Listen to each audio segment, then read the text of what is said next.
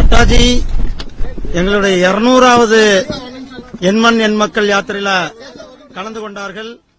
அவர்கள் கலந்து கொண்ட இந்த நிகழ்ச்சி மிகவும் வெற்றிகரமாக நிகழ்ச்சியாக இருந்தது. நான் தமிழ்நாடு காவல்துறையும் தமிழ்நாடு அரசாங்கத்தையும் வன்மையாக கண்டிக்கத்தக்கது.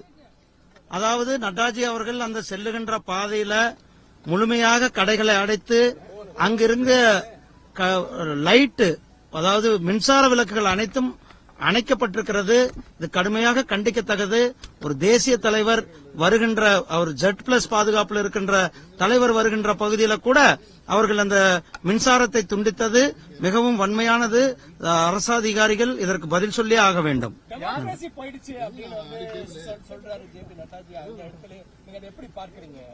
அதுதான் டெமோக்ரஸி எங்க இருக்குது? திமுக கிட்ட எதுவுமே டெமோக்ரஸி இல்ல. டைனஸ்டி இருக்கிறது.